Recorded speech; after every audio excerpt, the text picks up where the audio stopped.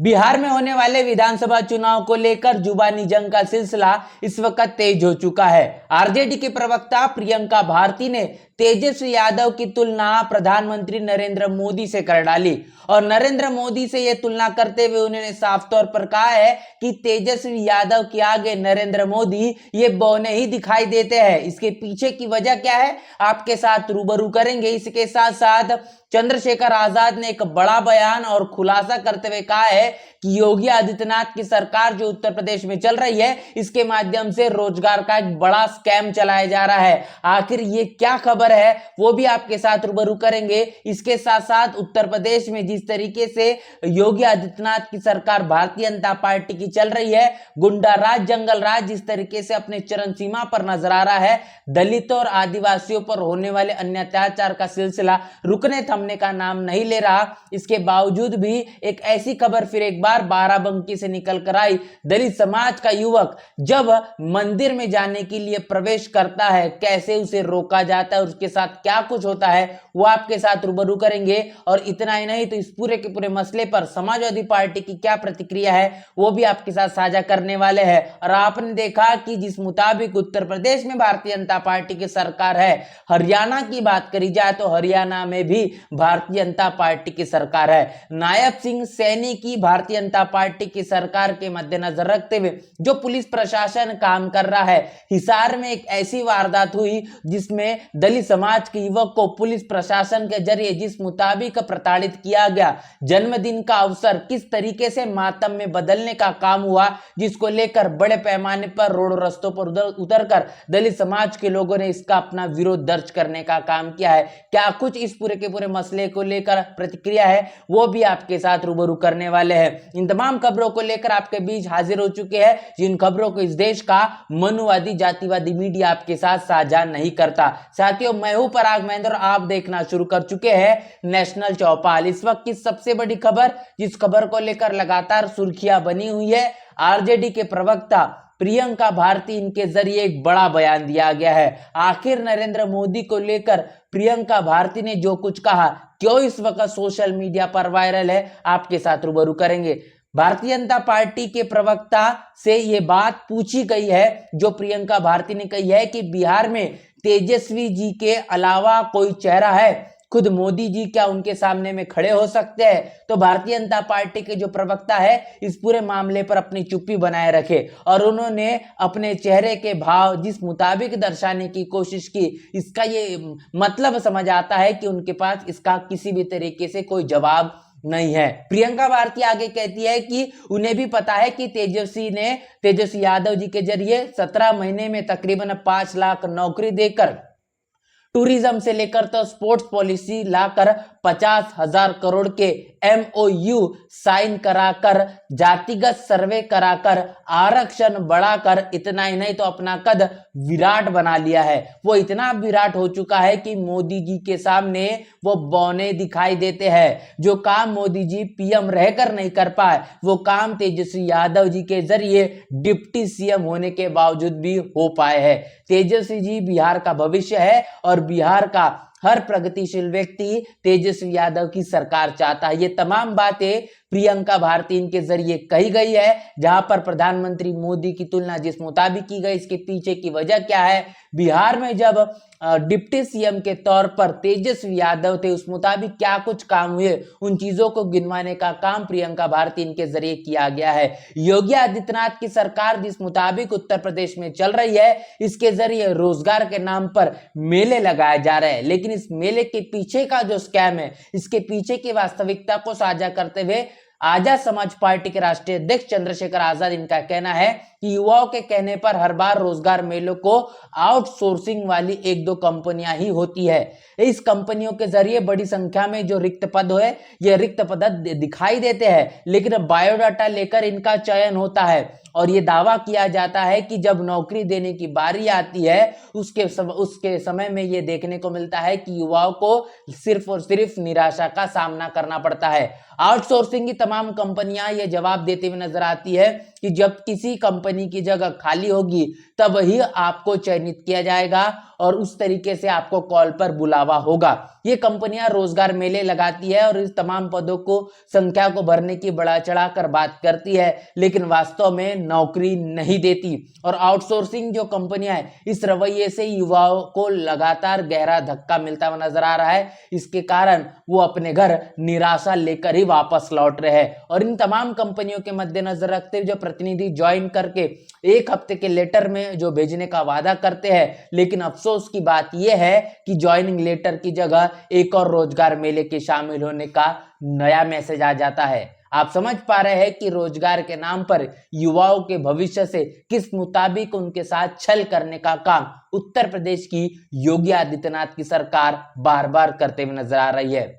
रोजगार के मेले तो लगाए जाते हैं, लेकिन तमाम रोजगार के मेले आउटसोर्सिंग कंपनियों को दी जाती है और तानाशाही और अपने मनमर्जी के मुताबिक रोजगार देने का काम इन कंपनियों के जरिए होता है। और इतना ही नहीं, सिर्फ और सिर्फ इन तमाम कंपनियों के जरिए दी गई उम्मीदें, लेकिन युवाओं इन तमाम उम्मीदों के आधार पर जो जीवन जीने का काम कर रहे हैं, लेकिन बार बार घर लौटते हुए निराशा ही उनके हाथ लगते हुए दिखाई पड़ रही है। इस पूरे मामले का खुलासा जिस तरीके से चंद्रशेखर आजाद ने किया है, ये बात भी कहने की भारतीय जनता पार्टी के मद्देनजर रहते हुए जो कही गई थी, जो याद बार बार आती है कि हम प्रतिवर्ष 2 करोड़ रोजगार को देने का काम करेंगे। प्रधानमंत्री मोदी के जरिए तमाम चुनाव में ये बात बार बार दोहराने का काम होता हुआ नजर आता है, लेकिन आज वास्तविकता में देश में कितने रोजगार नए आ पाए हैं, इसकी जानकारी आप अब तक भली भांति समझ चुके होंगे। नए और अच्छे दिन का वादा करने वाली भारतीय जनता पार्टी की सरकार, ये सरकार सिर्फ और सिर्फ जुमलेबाजी वाली सरकार है। ये तमाम राजनीतिक विश्लेषक, बहुजन विचारक बार बार कहते हुए नजर आते हैं। इसके साथ साथ सोशल मीडिया पर इस वक्त सबसे ज्यादा जो वायरल वीडियो है, ये है अरविंद कुमार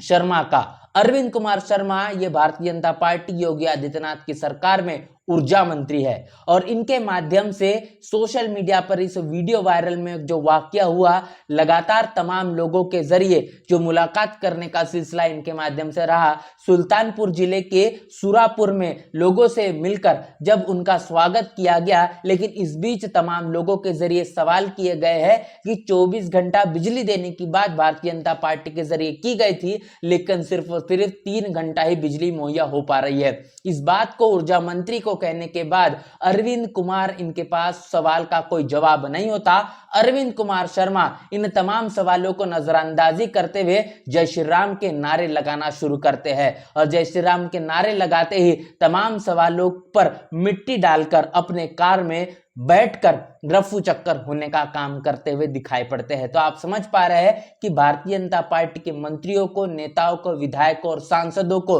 सवाल बिल्कुल भी पसंद नहीं। जनता अगर सवाल करती है तो वो धर्म की राजनीति करना शुरू कर देते हैं और ऐसे धार्मिकता के आधार पर असल और गंभीर मुद्दों को दबाकर अपनी राजनीति को बरकरार रखकर सत्ता में बार बार आने की कोशिश करते हुए नजर आते हैं। वही चीज अरविंद कुमार शर्मा इनके जरिए की गई है। तो आप समझ पा रहे हैं कि किस तरीके से इस वक्त देश के हालात बने हुए हैं। उत्तर प्रदेश से और एक खबर जो कहीं न कहीं दलितों, आदिवासियों पर होने वाले अन्य अत्याचारों और उसके साथ साथ छुआछूत और भेदभाव को हमेशा से बढ़ावा देने वाली नजर आती है। बाराबंकी में एक शिवलिंग वाले मंदिर में जब प्रवेश करने के लिए दलित समाज का युवक जाता है, उसे रोका जाता है। सिर्फ रोका नहीं जाता तो उसकी जरूरत पर उसे पीटा, मारा जाता है। उस शख्स का बयान इस वक्त सोशल मीडिया पर वायरल है। तो आप कल्पना करिए कि शैलेंद्र गौतम